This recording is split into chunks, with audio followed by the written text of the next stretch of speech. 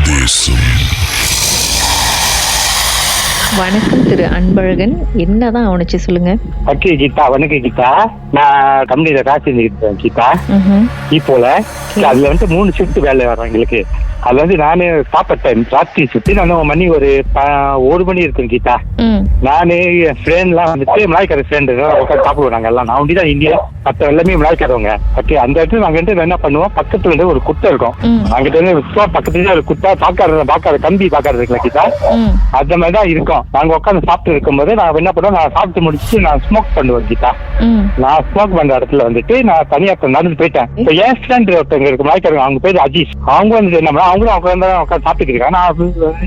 நான் சாப்பிட்டுட்டு நான் தனியா போய் ஸ்மோக் பண்ணி போயிட்டேன். அந்த இடத்துல கீதா என் ஃப்ரெண்ட் இருக்காங்க இல்லையா, அஜீஸ் சொன்னல, அந்த உருவம் அங்க நிக்கிறாங்க. வெள்ளை உருவத்துல வெள்ளை உடுப்பு போட்டுக்கிட்டு அங்க நிக்கிறாங்க கீதா.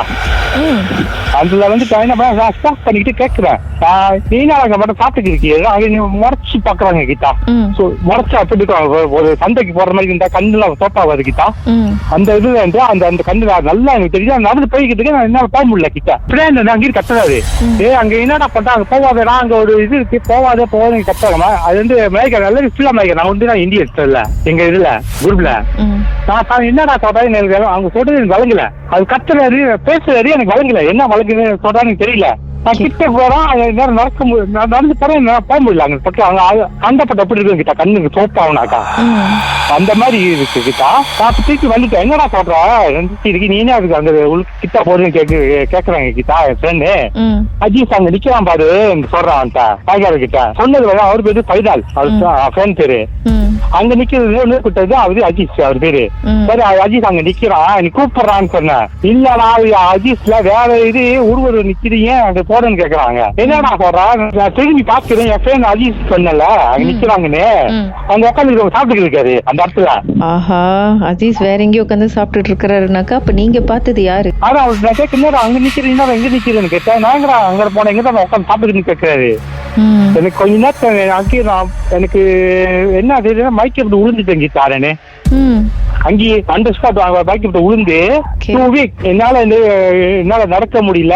ஒண்ணுமே எனக்கு கண்ணு மூட. அந்த உருவ நான் பார்த்தேன் சொன்னல அவர் கிட்டா. அந்த உருவம் என் முன்னுக்கேதான் நிக்குது வீட்டுல. அது உங்களுடைய கற்பனையா இல்ல நிஜமாவே நிக்குதா? உண்மையா இருக்குது. என்னால சொல்ல முடியல. என்னால அங்க நிக்குதுன்னு சொல்ல, வீட்டுல சொல்ல முடியல, சாப்பிட முடியல, நடக்க முடியல, ஒண்ணுமே முடியல. என்னால படுத்துதான் இருக்கிறேன் இப்ப வீட்டுல. எழுந்தாயிட்டேன் நான். என்னால வேலைக்கு போக முடியல. ஒண்ணு ஐயனார் கோயில் இருக்குல்ல கீதா, அப்புறம் அவங்க வீட்டுக்கு கோயிலுக்கு கூட்டு போய் அங்க கேட்டதுதான் இவர் அந்த இடத்துல நான் சொன்னல அப்படி ஸ்மோக் பண்ணுவேன் கீதா. அது அவங்களோட இடமா, அந்த ஆத்மாவோட இடம். நாங்க சாப்பிடுறது அந்த இடத்துல ஸ்மோக் பண்றது எல்லாம் அவங்களோட இடம் இதா கிட்டா. நாங்க அவங்களை போயிட்டு நான் டிஸ்டர்ப் பண்ணிட்டேன். நான் போயிட்டு அவங்களை போய் டிஸ்டர்ப் பண்ணிட்டு நான் போயிட்டு வேற வேற விஷயம் தான் செஞ்சிருக்குன்னு சொல்றாங்க. அவங்க அங்க பொண்ணுக்கு வருது, சீனியர் கிடைக்குது, அது மாதிரி. அதனால அவங்க இது பண்றதுக்காக இது பண்ணி விட்டாங்க சொல்லிட்டா கிட்டா. அதுக்கப்புறம் என்னாச்சு சார்? அதுக்கப்புறம் வீட்டுல கோயில பார்த்து மந்திச்சு இது பண்ணிட்டாங்க. அந்த இடத்துக்கு போக கூடாது, அது என்னால வேலைக்கு போக முடியாது கிட்டா. அன்னைக்கு அந்த இடத்துல என்னால வேலை செய்ய முடியல. 2 வீக் நல்லா ஆகி அந்த இடத்துல என்னால திரும்பி நல்லா போக முடியல வேலைக்கு. போனா அந்த எண்ணம் தான் வருது, அந்த உருவம் பார்த்தது. அப்புறம் என்னால வேலையை செய்ய, இப்ப வேலைக்கு 1 வீக் தான் போனேன். திருப்பி நல்லா 1 வீக் போனேன். என்னால வேலை செய்ய முடியல. நானே நின்றுட்டு அரசாங்கத்துக்கு வேலைக்கு நான் போயிட்டேன் கிட்டா. அதுல இருந்து இது இருக்கும் என்னால அந்த விஷயத்த என்னால மறக்கவும் முடியல, பார்த்து இது முடியல. இது இருக்கு என்னால மறக்க முடியல அந்த பார்த்தது. மர்மதேசத்தில் உங்களுடைய அனுபவத்தை பகிர்ந்துக்கணும்னு நினைச்சீங்கன்னா எங்களுக்கு வாட்ஸ்அப் பண்ணுங்க 016-491-3333. உங்க பெயர், அதுக்கப்புறம் #MD அப்படின்னு டைப் பண்ண மறந்துடாதீங்க. மர்மதேசத்தில் இடம்பெற்ற கதைகளை மீண்டும் கேட்கணும் அப்படின்னு நினைச்சீங்கன்னா ஷாக் என்ற ஆப்லயும் இருக்குங்க. SYOK லாங்குவேஜ் செட்டிங் தமிழ்னு செட் பண்ணுங்க. சர்ச் பட்டன்ல மர்மதேசம்னு டைப் பண்ணுங்க. ஷாக் காஸ்ட் பக்கத்தில் மர்மதேசத்தில் இடம்பெற்ற எல்லா கதையும் நீங்கள் கேட்கலாம். ராகாவில் கீதாவுடன் மர்மதேசம் நிகழ்ச்சியை 1.5 மில்லியன் தடவை பாட்காஸ்ட், அதாவது ஆன்லைன் வாயிலா கேட்டிருக்கீங்க. 1.5 மில்லியன். இந்த ரெக்கார்ட், இந்த சாதனைக்கு ரொம்ப நன்றிங்க. Thank you so much.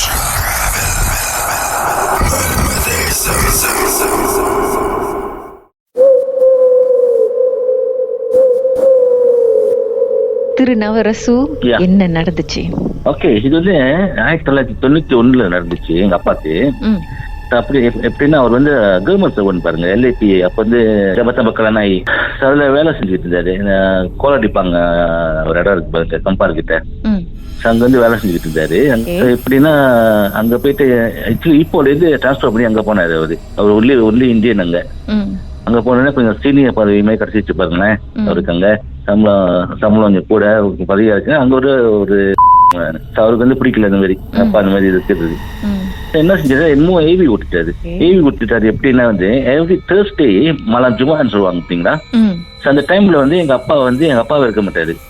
அவர் உடம்புல வந்து ஜீன் சொல்லுவாங்க, ஜீன் புந்துரும். ஜீன் புந்துட்டு அவர் வந்து 50 வயசுக்கு மேல வச்சு பாருங்களேன். ஸோ டயபெட்டிக் பேஷண்ட், உடம்பு வீக்கா அப்படிதான். அது வந்து புந்துச்சுன்னா யாரும் கண்ட்ரோல் பண்ண முடியாது. அவ்வளோ ஸ்ட்ராங் ஆயிடுவாரு. புந்துட்டு ஸ்ட்ராங் ஆயிட்டு ஏதாச்சும் செஞ்சுட்டு இருப்பாரு. வித்தியாசமா செய்வாரு. அது எங்க அண்ணன். அப்ப நீங்க வந்து பேபியா இருந்திருப்பீங்க இல்ல? இல்ல, அப்ப வந்து எனக்கு ஒரு 21 வயசு இருக்கும். ஓ, ஓகே. சோ உங்களுக்கு அப்ப நல்லாவே ஞாபகம் இருந்திருக்குமே அப்பா எப்படி இருந்தாரு. அதான் ஞாபகம் இருக்கு எனக்கு. எப்படி ஞாபகம் இருக்கு? ஏன்னா எவ்ரி தேர்ஸ்டே நாங்க என்ன பயந்துட்டு இருப்போம். ஓகே, மலம் சும்மா என்ன சொல்லுவாங்களே, பயந்துகிட்டு இருப்போம். வீட்டுல வெளியே உட்காந்துருப்பாரு. வெளியே போச்சுல இந்த ஈஸி சேர்னு சொல்லுவாங்க, உட்காந்துக்கிட்டு ஆடி ஆடி பாடிக்கிட்டு இருப்பாரு. அப்புறம் திடீர்னு வந்துட்டு கத்தி எடுத்துக்குவாரு, இது பண்ணிக்குவாரு. அப்படியே நம்ம அட்டாக் பண்ற மாதிரி எல்லாம் செய்வாரு.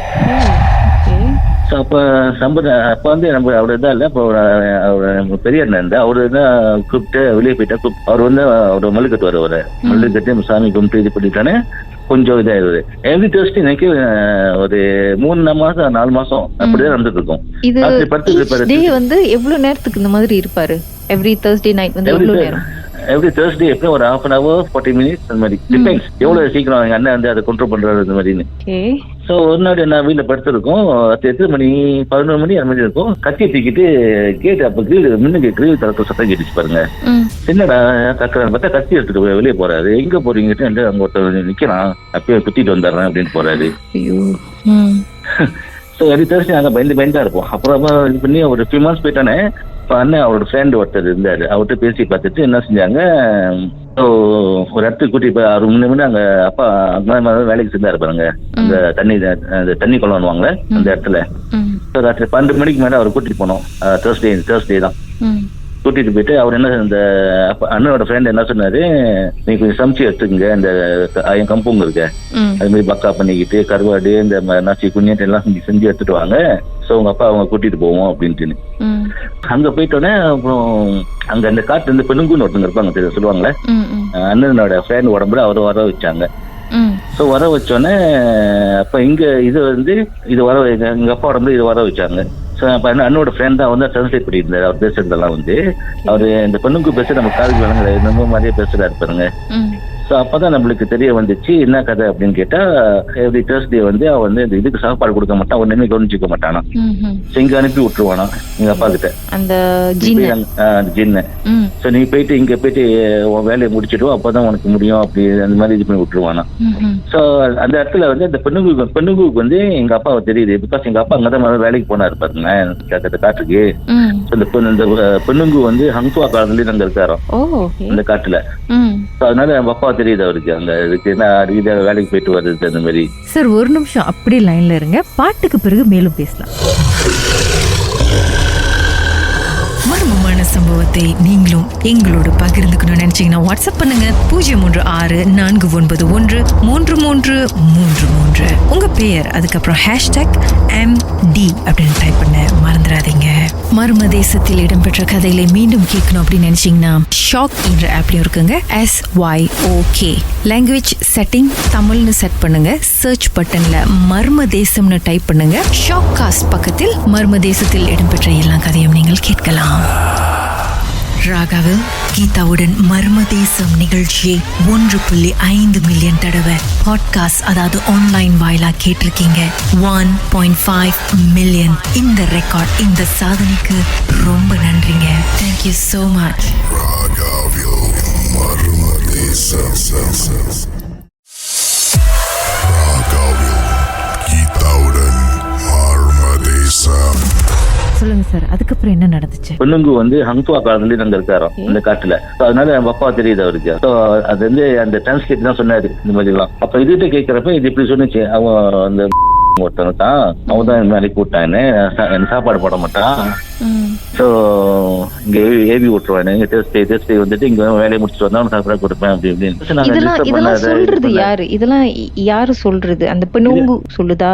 பெண்ணுங்கு வந்து ஒரு அண்ணனோட ஃபேன் உடம்புல பூந்துட்டு அவரு பேசுறாரு. அது மாதிரியான எனக்கு தெரியல கிட்ட என்ன லாங்குவேஜ் என்ன ஒரு இது இருந்தாரு. இல்ல அப்பா நம்மளால அப்பா உடம்புல ஜின்னு இருக்கு. ஜின்னு வந்து அப்பா உடம்புக்கு வர வச்சுட்டாங்க. அது வந்துருச்சு. வர வச்சு 2 பேரும் பேசிக்கிட்டு இருக்காங்க. அப்பதான் நானே என்னோட இன்னும் 2 பிரதர்ஸ் இருக்கும், மொத்தம் 4 பேரு எல்லாம் பாத்துக்கிட்டு தான் இருக்கும். அப்பா பிடிச்சிக்கிட்டு இது பண்ணிக்கிட்டு அவரு என்னமோ சேட்டெல்லாம் பண்றாரு. எல்லாம் பேசிக்கிட்டே சொல்றாங்க விட்டு போக மாட்டேது, முடியாதுன்னு சொல்லுது. எனக்கு போனா விட்டு போனா எனக்கு சாப்பாடு கிடைக்காதாங்க, எனக்கு இது கிடைக்காது அப்படி இப்படி என்னமோ சொல்லுதான் பாருங்க சொல்லிட்டு. அப்ப எவ்வளவு பேசி நினைக்க ஒரு 45 மினிட்ஸ் பேசி பார்க்க ஒத்து வர மட்டும் இது பண்ணவே மட்டும். அப்பதான் கரைச்சி அவர் வழி இல்லாம என்ன சொல்லிருக்கா, நீ இனிமே செஞ்சுக்கிட்டு இருந்தேன்னா வேற மாதிரி வழியை பயிற்சி உன்னை போத்தல்ல பிடிச்சி அடைச்சிருவோம் அப்படின்ட்டாங்க. அப்பதான் அது வந்து பயந்துட்டு ஒத்துக்கிச்சான். சரி நான் விட்டு போறேன், ஆனா வந்து எத்தனையோ மாசத்துக்கு வந்து அவங்க வீட்டுல வந்து எங்க வீட்டுக்கு ஒரு மாங்காய் மரம் இருக்கும் பாருங்க, அங்க வந்து ஒரு கேண்டில் ஏத்திட்டு நசி குஞ்சிட்டு வைக்கணும்னு எவ்ரி தேர்ஸ்டே. சோ நான் வந்துட்டு அப்படியே சாப்பிட்டு அப்படியே போயிடுவேன் அப்படின்ட்டு. சோ அதோடதான் எங்க அப்பா கொஞ்சம் நார்மல் ஆகுனாரு. அம்மா பாவம் படாத பாடுபட்டு இருப்பாங்களே. அதான் நாங்க தான் எனக்கு தான் 20 வயசு இந்த மாதிரி நானே தம்பி தேர்ஸ்டே பயந்து தான் இருப்போம். அம்மா எல்லாம் பயந்து தான் இருப்போம். எங்க அண்ணன் சொல்லி வெளியே போனா கூட எங்கேயாச்சும் ரீச் பண்ற மாதிரி, ஏன்னா அந்த டைம்ல எனக்கு போன் நல்லா பாருங்க அவங்க தேடி வர மாதிரி இருக்கிற மாதிரி இடத்துல இல்லைன்னா வீட்டுக்கு வந்துரு, வெளில நீங்க 10 மணிக்கு வீட்டுக்கு வந்துரு அப்படின்ட்டு. யாரும் கண்ட்ரோல் பண்ண முடியாது, அவ்வளவு ஸ்ட்ரென்த் வந்துடும் கிட்ட அவருக்கு. பயங்கரமான அக்ரெசிவா ஸ்ட்ரென்த்தா கத்தி எடுத்துக்குவாரு, அது எடுத்துக்குவாரு, இது எடுத்துக்குவாரு. இந்த நேரத்துல யார வெட்டிடுவாரோ ஏதாவது ஆயிருமோ. அதான் எப்படி தேர்ஸ்டே சரியான பயத்தோட இருப்போம் நாங்க. ஒரு வாட்டி தான் வரும். தெரிஞ்சதும் மறுநாள் அப்பாக்கு தெரியுமா என்ன நடந்தது நேத்து? ஒன்னும் தெரியாது. அது போட்டாலும் முடிஞ்சு அவருக்கு ஒன்னும் தெரியாது. அவருக்கு ஒன்னும் தெரியாது. ஆனா என்னமோ பொசஸ் பண்ணுதுன்னு அப்பாக்கு உணர ஆரம்பிச்சாரா? நிச்சயமா நீங்க சொல்லிருப்பீங்க, இப்படி பண்ணீங்கப்பா, அப்படி பண்ணீங்க, இப்படி சொல்லிருக்கோம். அவர் அந்த மாதிரி ஆமா அந்த மாதிரி உடம்பு வந்துச்சா அப்படின்னு கேட்பாரு அவரு. ஆனா உண்மை ரொம்ப வீக்கா இருப்பாரு கிட்ட. டயபெட்டிக் பேஷண்ட் எப்படி இருப்பாங்க அப்படின்னு அந்த டைம்ல பார்த்தோமா அது சொல்லவே முடியாது, அவ்வளவு பலம் வந்துடும். மல்லு கட்டுவா, சண்டை போடுவா, கத்தி எடுப்பாரு, இது எடுப்பாரு. அங்க போயிட்டு வந்துடுறேன், இங்க போயிட்டு உட்காந்து பாட்டு சொன்னேன் நம்ம அது உட்காந்து பாடிக்கிட்டு இருப்பாரு. ஆடி பாடுவாங்களா அதே மாதிரி உட்காந்து பாடிக்கிட்டு இருப்பாரு கிட்ட. அப்படி இப்படின்னு குணம் அதான் ஒரு வாட்டி கத்துக்கிட்டு போனா அதனால முடிச்சு பார்த்தோம். இல்லன்னா என்ன இருக்கு சொல்லுங்க பாப்போம். வீட்டுக்கு தான் ஒரு தாமரை குட்டை இருக்கு பாருங்க, அங்க போயிட்டு வந்தது. அங்க போறான் ஒருத்தன் கூப்பிடுறான் அப்படின்றது. சோ எவ்ரி தேர்ஸ்டே வந்து அதுக்கப்புறம் அந்த நசி குஞ்சிட்டுலாம் அம்மா வச்சாங்களா? ஃபாலோ பண்ணிட்டு இருந்தோம். அதோட இது பண்ணிட்டோம்னா டிஸ்டர்ப் இல்லாம போயிடுச்சு அப்படியே. அப்புறம் எவ்வளவு நாள் செஞ்சாங்க அம்மா? ஒரு 3 மாசத்துக்கு செஞ்சோம். வெளியே மாங்காய் மரத்துல கிணறு ஏற்றிட்டு நசி குஞ்சிட்டு வெறும் நசி குஞ்சு வேற ஒன்றும் இல்லை, அது போட்டு அந்த இலையில போட்டு வச்சுடுவோம். மேபி தெரியல அது வந்துட்டு அப்படியே போயிருச்சா என்ன கதை. அப்பா டிஸ்டர்ப் பண்றது வீட்டுல ஒன்றும் இல்லை நம்மளுக்கு. அப்ப நான் பீஸா இருந்தோம். 3 மாசத்துக்கு அப்புறம் வைக்கிறது நிப்பாட்ட பிறகு ஏதாச்சும் பிரச்சனை எதுவும் வரல? ஒன்றும் இல்லை. மர்மமான சம்பவத்தை நீங்களும் எங்களோடு பகிர்ந்துக்கணும்னு நினைச்சீங்கன்னா வாட்ஸ்அப் பண்ணுங்க 06441333333. உங்க பெயர் அதுக்கப்புறம் #MD அப்படின்னு டைப் பண்ண மறந்துடாதீங்க. மர்ம தேசத்தில் இடம்பெற்ற கதைகளை மீண்டும் கேட்கணும் அப்படின்னு நினைச்சீங்கன்னா ஷாக் என்ற ஆப்லயும் இருக்குங்க. SYOK லாங்குவேஜ் செட்டிங் தமிழ்னு செட் பண்ணுங்க. சர்ச் பட்டன்ல மர்ம தேசம்னு டைப் பண்ணுங்க. ஷாக் காஸ்ட் பக்கத்தில் மர்ம தேசத்தில் இடம்பெற்ற எல்லா கதையும் நீங்கள் கேட்கலாம். ராகாவில் கீதாவுடன் மர்ம தேசம் நிகழ்ச்சியை 1.5 மில்லியன் தடவை பாட்காஸ்ட் அதாவது ஆன்லைன் வாயிலா கேட்டிருக்கீங்க. 1.5 மில்லியன். இந்த ரெக்கார்ட், இந்த சாதனைக்கு ரொம்ப நன்றிங்க. Thank you so much.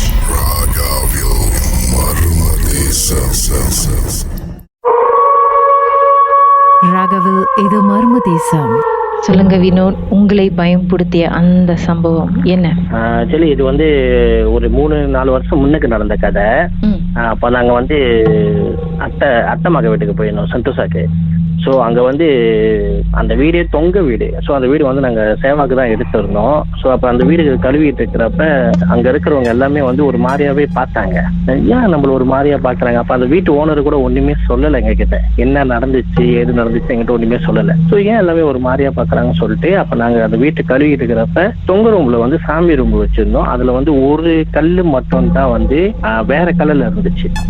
ஸோ அப்போ அந்த கல்லை பார்க்குறப்ப எல்லா கல்லும் ஒரே கல்லில் தான் இருந்துச்சு. அந்த தொங்கு ரூம்பு கல் மட்டும் வேற கல்லில் இருந்துச்சு. ஸோ நாங்களும் அது பெருசாக எடுத்துக்கலாம், எல்லா வீட்லையும் அப்படிதான் இருக்கும் அப்படின்னு சொல்லி நாங்களும் அப்படி விட்டுட்டோம்.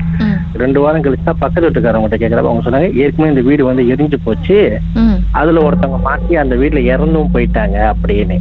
தென் அப்புறம் அந்த வீட்டுக்கு நாங்க போற முன்னுக்கு வந்து எல்லாமே ஃபுல்லா ஓமம்லாம் வளர்த்துட்டு அந்த வீட்டுக்கு போனோம். அங்கிட்டு 2 வாரம் கழிச்சு என்னோட கசின் 2 பேர் இருக்காங்க. என்னோட ஒருத்தங்க கசின் வந்து ஸ்கூல் படிச்சிருந்தாங்க, ஒருத்தவங்க வந்து வேலைக்கு போய்க்கிருந்தாங்க. இந்த வேலைக்கு போற கசின் வந்து என் மதுக்கள் 10 மணிக்கு மேலதான் வருவாங்க. தென் அப்போ ஒரு டைப் என்ன செஞ்சோம், நாங்க தூங்கி இருந்தோம். நானும் என்னோட இன்னொரு கசின் வந்து தூங்கி இருந்தோம். அப்ப டக்குன்னு அந்த வீடை சுத்தி, நான் வந்து எப்போதும் ஹால்ல தான் படுத்திருப்பாங்க வீட்டுக்கு போனா, அப்ப வீடை சுத்தி டக்குன்னு யாரும் ஓடணும் இருந்துச்சு. ஸோ நானும் அப்படியே என்னடா இது யாரும் ஓடுறாங்க அப்படி சொல்லிட்டு அப்படியே ரியலைஸ் பண்ணி யாரா இருக்கும் அப்படின்னு. ஆனா டக்குன்னு முடிச்சுதான் என்னோட கசின் எழுப்பினேன், கணேஷ் யாரும் வெளியே ஓடி இருக்காங்க, நம்ம போய் பார்க்கலாம் அப்படின்னு. நான் என்ன செஞ்சேன், நான் ஏஞ்சோடனே முன்னுக்கு போய் பார்த்தேன். என்னோட கசின் செஞ்சேன் பின்னாடி போய் பார்த்துட்டாங்க, ஆனா யாருமே இல்லை. தென் அப்ப என்ன செஞ்சோம், பின்னாடி அப்படின்னு வந்துட்டு என்னோட 2 கசின் கேர்ள்ஸ் சொன்னாங்க, அவங்க அந்த ரூம்ல இருந்தாங்க. அப்ப கதவு மெதுவா திறந்து பார்த்தேன், இந்த இன்னொரு கசின் வேலைக்கு போறாங்க, அவங்க ஏஞ்சி தலை சிவிக்கி இருக்காங்க. சோ அப்ப நான் தான் அவங்ககிட்ட கேட்டேன், யாராச்சும் இங்கே ரூம் போட்டு வெளியே வந்தீங்களா அப்படின்னு. இல்ல யாருமே வெளியாகல அப்படின்னு சொன்னாங்க. ஆனா அந்த தலை சிவில அந்த கசின் மட்டும் பேசவே இல்லை, அவங்க போட்டு கண்ணாடி பார்த்து தலை சிவிக்கிட்டே இருக்காங்க. அவங்க பேரு என்னடா இது? அவங்க பேரு மோகனா. ஓகே. சோ அப்ப அவங்ககிட்ட கேட்டேன், அப்ப இன்னொருத்தவங்க வந்து அவங்களோட தங்கச்சி சங்கரி. சோ நான் அவங்ககிட்ட கேட்டேன், இந்த மாதிரி யாராச்சும் ஓடுனாங்க, இல்ல யாருமே ஓடல, இங்க எல்லாம் வீட்டுக்குள்ள தான் இருப்போம் அப்படின்னு சொன்னாங்க. தென் அப்புறம் சரி ஓகே, என்னோட கசின் இன்னொருத்த கணேஷன் சொன்னாங்க, அவர் என்ன செஞ்சாரு, 2 பேரையும் கூப்பிட்டு வெளியே வர சொன்னாரு. அவங்க 3 பேருமே அந்த பின்னாடி கிச்சன்ல நின்றுக்கணும். பின்னாடி கிச்சன்ல நின்றுக்கிறப்ப நம்ம மோகன் அவங்ககிட்ட கேட்டேன், நீ வெளியே ஓடுனியா அப்படின்னு. அவங்க சொன்னாங்க, இல்ல நான் வெளியே ஓடல, நான் இங்கதான் இருந்தேன் அப்படின்னு. அப்புறம் பின்னாடி தேடி பார்த்தோம், டக்குன்னு பார்த்தா சாவி வந்து வேற இடத்துல மாட்டிருக்கு. என்ன சார் சாவி வேற இடத்துல மாட்டி இருக்குன்னு பார்த்தா கேட் வந்து திறந்துச்சு. அப்ப நான் திருப்பி அந்த கேள்விட்ட கேட்டோம், நீ உண்மையாலுமே இந்த வீட்டை விட்டு வெளியே ஓடுனீங்க இல்ல அப்படின்னு. இன்னொரு சொன்னீங்க எங்களுக்கு என்னன்னா, அந்த வெளியே முன்னுக்கு வால்லேருந்து பின்னாடி வர்ற வரைக்கும் 2 செகண்ட்ல வீட்டுக்குள்ள வந்து பூந்துருக்காங்க, எங்களுக்கு சத்தம் வழங்காம. அதான் ரொம்ப ஆச்சரியமா இருந்துச்சு, என்னடா இது அப்படின்னு சொல்லிட்டு. அப்ப என்னோட கசின் என்ன செஞ்சது, டக்குன்னு அவங்க மூஞ்சிலாம் மாறிடுச்சு, ரொம்ப கோவமாயிட்டாங்க. கோவம் என்னோட கணேஷ் சொன்னா என்னோட கசின், அவர் என்ன செஞ்சு ஒரே அறைய அரைஞ்சிட்டாங்க. கோவம் அரைஞ்சோடய அவங்க இன்னும் அப்படியே ரொம்ப கோவமாயி அப்படியே முறைச்சிருந்தாங்க. நான் என்ன செஞ்சுட்டு டக்குன்னு நாங்க 3 பேர்த்தையும் என்ன செஞ்சோம், ஏறி காடி எடுத்துக்கிட்டு என்னோட இன்னொரு வீட்டுக்கு வந்தோம். அங்க வந்துட்டு அப்புறம் எங்க அக்கா ஒருத்தங்க இருந்தாங்க, அவங்ககிட்ட தான் இந்த விஷயத்த சொன்னேன். எங்க அக்கா அந்த கேர்ளோட கையை பிடிச்சிப்பேன், ஏன்னா வீட்டுல வந்து சாமி ரொம்ப கும்பிடுவோம். சோ அந்த கேர்ளோட கையை பிடிச்ச கையோட அப்படியே அங்கே அந்த மண்ணுக்குள்ள வந்து அப்படியே ஒரு உருவம் அப்படியே உழுவுற மாதிரி ஆயிடுச்சு. அது வந்து அக்கா ரியலைஸ் பண்ணிருக்காங்க. அதுக்கப்புறம் தான் அக்கா மறுநாள் என்ன சொன்னாங்க, இல்லடா அது உடம்புல உண்மையாலுமே ஏதோ ஒண்ணு இருக்கு. இந்த உருவம் வந்து கீழே உளுந்த கையோட மோகனோட ரியாக்ஷன் எப்படி இருந்துச்சு? அவங்க ஸ்டேபிள் ஆயிட்டாங்க.